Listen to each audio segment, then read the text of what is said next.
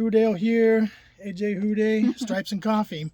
Not coffee time because we got a primetime Sunday night game. So it's Bengals and bourbon. I ran out of beer, so it's all about the bourbon tonight. So tying one off a little bit before we start. So just a quick recap about last Thursday night game. I guess we had this mini bye to get all rest up, but it feels like it's been forever. Feels like it's been like freaking weeks ago since we played football and took care of business against the Dolphins. I know Tua got hurt, and I hope he gets better. That was pretty ugly looking.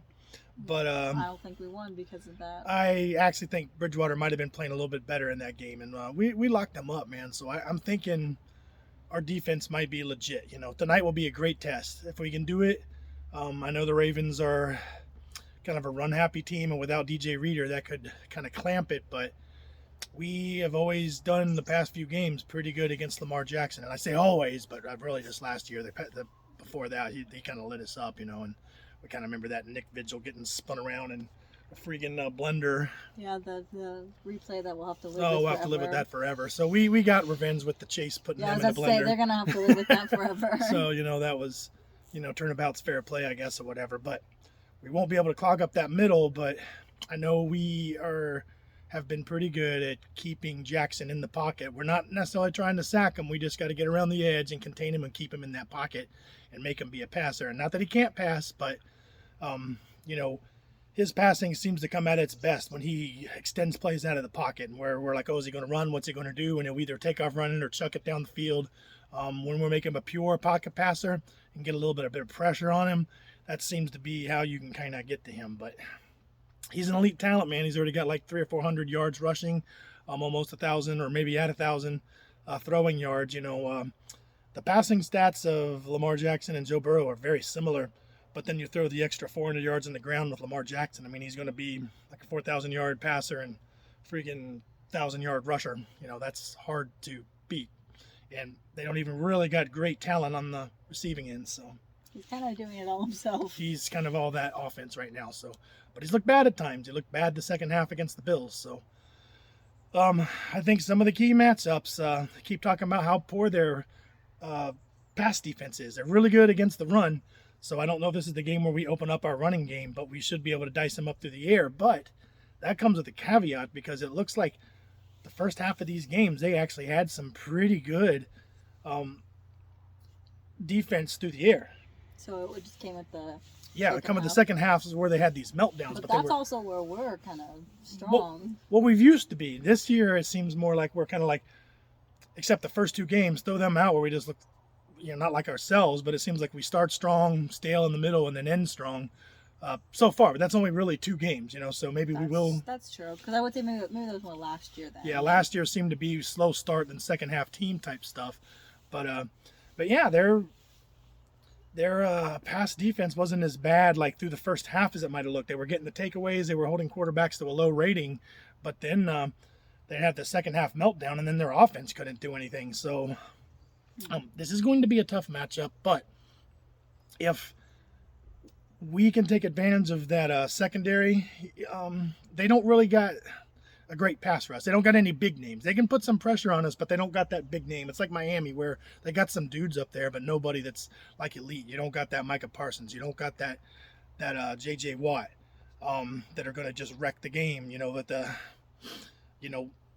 I don't remember if they said that they were blitz heavy or not, the Ravens, but I don't think they'll definitely blitz us, and everybody keeps talking about them doing the too high shell, that we haven't done good against the too high stuff, which I'm sick of hearing about. But I guess we got to prove we can do it. So if we got a little bit of a run game going, just enough to kind of ease the tension off of that too high shell and could get some of the intermediate stuff, our offensive line is doing a little bit better. So that usually means you can do that short to intermediate stuff better and just be patient, take what they give us, and take the shots when we get them. I think we can win this game. Yeah, it'd be a perfect day, too, because Pittsburgh and Cleveland both lost. So. Yeah, this division's ripe for the taking, so we can take a one-game lead. And none of the AFC's doing that. Yeah, record-wise, the AFC, the NFC, AFC North, and the AFC in general. I mean, there's the muddled middle. I don't know what it turned out to be today, but there was tons of teams that were 2-0 2-2, just like us. And there was a few that were 3-1. But with the win today, nobody's like way ahead of the pack yeah, right now. so that plays into our advantage of not having a great record up to this point, or at least those first 2 quick losses. But we can get back on track. This is our stretch of winnable games, where I know in the next several games, Baltimore tonight, that's a tough game.